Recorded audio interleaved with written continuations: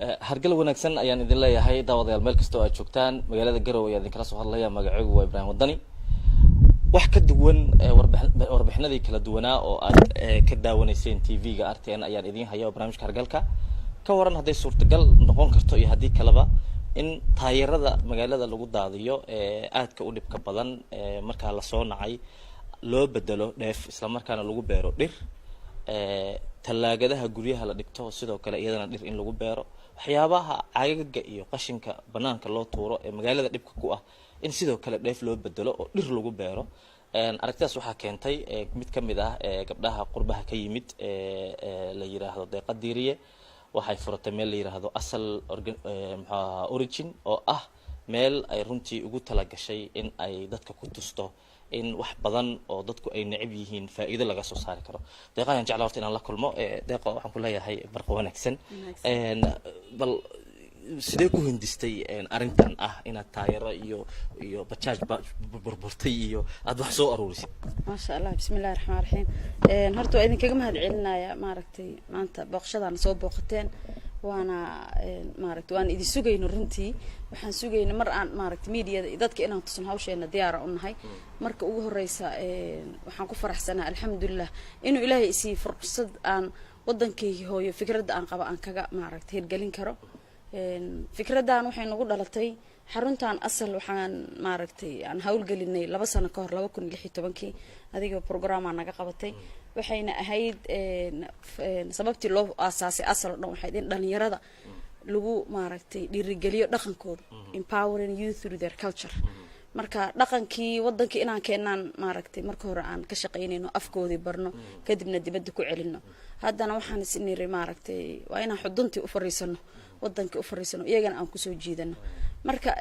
marka fikrad wadateed oo isleedahay bulshada wax ku soo kordhi waxa ugu horeeyo qofka maaragtay caqabad ku noqonaa waa dhaqaale haddaan rabo inaan xarun furo maxaan sameeyaa xageen maaragtay kuraaska keenaa xagee maaragtay aan sidee wax u hagaajiyaa marka fikradan taayirada waxay ugu dhalatay runtii sanadkii hore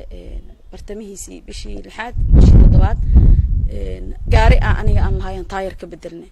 ka horna maaragtay waxaan iska jeclaa dhirta oo guriga aan deganaa dhir fara badan aan ku beeri jiray caagagan wax ku beeri jiro program waxaan sameeynay inaan magaalo kungeed aan ku beerno ku tijaabino marka taayiradii marka meeshii ka bilaabay taayiradii maaragtay u fakaray waa jarjarnaa waan kala reynaa waxaan ku beernaa dhir kala duwan hadda ma iga rumaysanaysaa suuqa uma doonano koosto uma doonano reexaan uma doonano kabsar mooskaan noo baxaa waxyaabo badan aan noo baxa moosku waa noo baxaa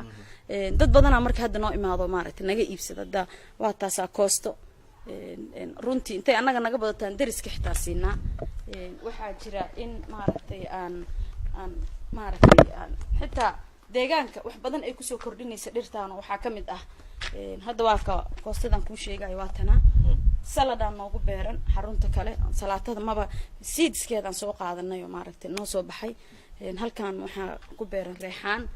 oo maaragtay reexaantana faa'iido badan ay leedahay horta cabitaan aan ka sameysanahay waa cabnaa shaaha lagu cabaayo maaragtay aad u caraf badan tahay waxa la dhahaa geed xamar oo waxa la yiri subaga maaragtay lagu sameyn jiray baadiyaha ku sameeyaan laakiin faa'iidada kale ay leedahay waxay tahay kaneecada meesha lagu beero kaneecada way ka suushaa shinnadana way imaada hadda kaneecada dishay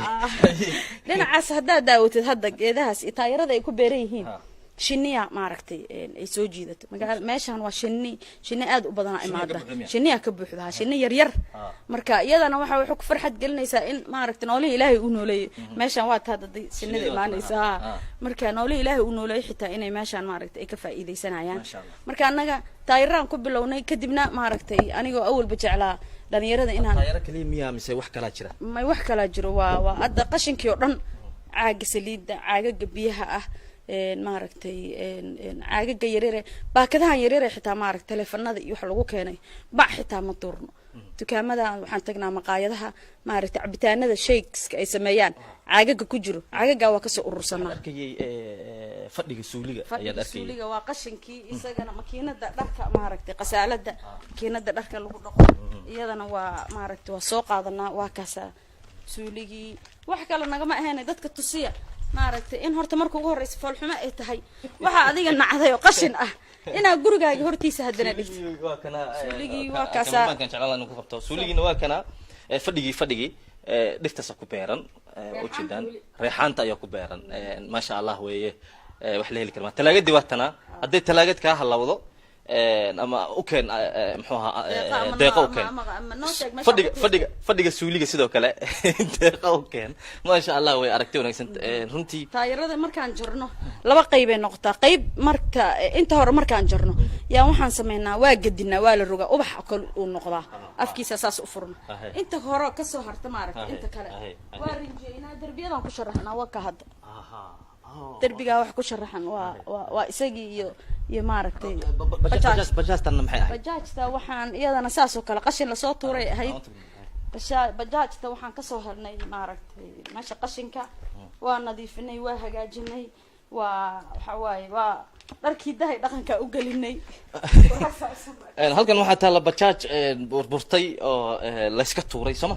waa la tuuray kadibna walaashan waxay ka sameysay inay dhir ku dhex abeerto ku abuurto bajaajta oo ay fadhigeedii hidii dhaqan ay u galiso oo u jeedaan si qurux badan inay u sameynayso maxay ka dhigan tahay marka miyaa la gadanayaa mise qashinta qurux wax qashin qurux loo bedelay waa maaragtay waxa aan jecelnahay maaragtay inaan dadka dhaadhicino in wax walbaba aad maaragtay si habaysan oo nidaam leh oo maaragtay aad wax uga soo saari karto wax kale talaagada tarmuuska miyaa waa caagadaha 20 litir ee ofisiyada la isticmaalo ha kuwaas qaybtooda hoose waa geedahaas ku beerna qaybtii korana waan surnaa darbiyaday suran yihiin waa midaan kore midaan qaybtan kore waa afkii hoose waa ka biyaha laga soo shubanahay marka waxa dhirtan miya waraabisan marka dhirtan maalin walba waa la waraabiyaa waa la nadiifiyaa waxa jiro maaragtay in maaragtay ayaa uu ku dhasho xogaa maaragtay xanuun uu ku dhaco bahla ay ku dhashaan iyadan waxaan kaga daaweynaa sun ma jecel inaan isticmaalo geedka hindiga maaragtay geed walba yahay abuur nafaq wuxuu leeyahay nafci geed hindiga mirihiisa qasnaa markii 3 maalmood 4 maalmood uu qasnaada kadib yaa caaga ku shubnaa waa ku buufinaa waxaan arkayaa inaad fadhi ka dhigtay kursiga taayir waa taayir hadda halkan ku fadhiyo buush yar baa loo sameeyay kore waa lagu fadhiisanayaa waa la gadanayaa naftiisa waa la gadanayaa oo jeedaan muxuu ahaa waa taayiradii baabuurta markay taayiradu ay ka xumaato waa la qubaa waxa arkaysa iyagoo laamiga ku yaala iyagoo hatta marmarka qaar xataa dadku markay gadoodaan taayirada ay gubaan oo laamiga dib u keena marka si aan taayirba loo arag waxaan idin leeyahay deeqo wixii taayir iyada u keena ganacsi ka sameeyay ganacsi waa ka sameeyay hadda kan oo kale fountain kan 3 dabaqad kan waa labo 3 dabaq isagoo ahaan sameeynaa taayirada waa weyn marka iyagan hadda waa intaas oo dhiro kala noocan maaragta aan ku beernaa oo ubaxya ah waxa kale oo halkan ka muuqan kara waxay tahay dhirtaan maaha dhir dibadda laga keeno waa dhirta wadankeena ka baxday dhirtaan wadankeena ka baxday anaga faa'iido noo leedahay indhahaaga waa ku doogsanayaan maaragtay nafci waad ka helaysaa maaragtay deegaanka waad ku caawinaysaa marka dadka badankooda waxa ka dhaadhacsan wax walba in dibad laga keeno kuraastii dibad in laga keeno dhirtii dibad in laga keeno oo maaragtay anagana waxaan rabnaa inaan dadku dhiirigelino dalkaaga imaanso yar iyaguna waxaad ku talaashaa miya geedahan ku talaalna waa kuwaas geedahan ku talaalna geedaha markay soo baxaan caagaga markay geedaha ku soo baxaan dhirta ku soo baxaan kadib yaan wareejinaa oo waxaan ku wareejinaa maaragtay jawaanada ka dhamaada bariiska iyagana waa kuwaas waxbaan ku beernaa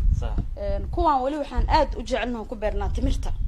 timirta maadaama muddo ay qaadato oo maaragtay waqti badan ay ku soo baxdo timirtan ku beernaa jawaankan hoos u ka dhamaada timirta xididada dheer ay leedahay si ay si dhaqso ah dhulka u gasho taayirka waxa laga yaabaa inuu soo celiyo oo maaragtay u heli weyso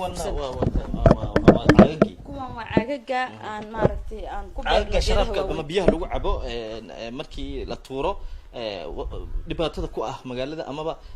dadka qaarkii ay shaah kulul ku shubaan oo taasi kansar ay keeni karto soo aruuriya hadda ka horna waa anaga idiin soo bandhignay interlog wiilka sameynay caagagan marka mar dhow waxay noqonaysaa caagag iyo bacaha in Cabdifataax iyo oo interlog sameeya iyo deeqo ay isku dagaalaan oo weer halka la dhaxdhaxaadiyo labadooda ardayda halkan wax ka baratay Ibrahim maalinta khamiista ah dhirtay beeraan ma sha Allah caagagan iyaga keena arday walba wuxuu soo qaataa 10 caag 10 caag soo qaataa uu keenaa waxaan u diyaarinaa maaragtay ciidii iyo heeshi iyaan u diyaarinaa waxaan u diyaarinaa siidka marmar qaarkood waxay sameeyaan inay iyaga ay soo guraan oo noo keenaan marka waxaa kaloo jira dhinaca gadaale hadda waxaan jeclaan lahaa inaan idinka tuso ilaa iyo 4,000 oo geedaan diyaarino inaan magaalada Garowe ku dhirayno oo dawladda hoos la kaashata dawladda hoos la kaashano way naga warqabaan markay diyaar noqdaan insha Allah ku wareejin doonaa wanaagsan weeye maxaa ummadda ugu soo gabagabeynaysaa ka daawanaysa RTN waxaan ummadda ugu baaqayaa in maaragtay marka hore ilaah la weydiisto maaragtay in maaragtay dad wadankeen aan jeclaysano wadankaaga jeclaaw wax walba oo aad adduunyada kale uga baahan tahay siday dadka kale u sameysteen waa u sameysan karnaa annaga meelo badan oo saan u qurux badan jiro adduunyada dadkii lahaa ayaa arkay oo sameystay marka gurigaaga ka bilow naftaada ka bilow inaad qashinka ka ilaaliso magaalada dad badan oo waxa arkaysaa wallahi waxyaabahan dad kaga yaabo xitaa qof waxa gaari qurux badan hortaada socdo muraayada la furaayo waxa la tuurayo caag wasaqad xagee ku turta gaariga kala cararto wasaqad laakiin xagee ku turta meesha adiga mari lahayd ku turta gurigaaga hortiisa ku turta qashinka marka ugu horeyso waa ceeb in la iska ilaaliyo oo maaragtay meel lagu ururiyo in laga faa'iideysto wiilka interlock ka sameeyay annaga maaragtay dhirta ka sameynay dhirta laga sameyn karaa gudahan ku tusinaya ayaga waa jajarnaa kala ramarina qalmaanta ku ridana gurigaaga waxa ka dhigan kartaa meel caruurta ay wax ku kaydsadaan jikada ardayda waxay fadhistaan Soomaha kuraasta si fariistaan kuraastu waa taayiro sarirna kadib waa diyaar taayirna sarir kadib taayir reerka ugu horeeya ku aqal gelin diyaar anu sarirteeda diyaar baan lahayn waa garanaya aniga saaxiibada iyo kulli bahda RTN oo isku duuban waxay idin leeyihiin oo ay ku leeyihiin aad iyo aad baa u mahadsan tahay insha Allah taala daawadayaal sidoo kale waxaa jiri doona barnaamij gaar ah oo sidoo kale aan ka duubi doono isla barnaamijkan hargalka toddobaadka dambe walaasheen deeqo oo si lacag la'aan ah u barta ardayda danyarta ah waliba kuwa baalashlayaasha u badan oo waxbarasho la'aan ah inay waxbarasho lacag la'aan ah ay siiso iyadoo cidna ku taageerin oo Allah subhanahu wa ta'ala ay kaashato walaasheen marka laga reebo aragtidan qurux badan ay keentay haddana dhinaca kale waxay soo saartaa ardayda yaryar dhalinyarada yaryar ayay soo saartaa waliba kuwa aan hanka lahayn ay han u yeeshaa oo dhiirigelisaa marka walaasheen waxay naga mudan tahay inaan dhiirigelino aad iyo aadna aan ugu dayano runtii waxa wanaagsan oo ay qabanayso maskaxda in laga shaqaysiiyaa waa muhiim barnaamijkii hargalka anigoo wadaniga aan soo jeedinayay oo deeqo ay igala qayb qaadanaysay intaas ayaan ku soo gabagabaynaynaa wassalaamu calaykum waraxmatullahi wabarakatuh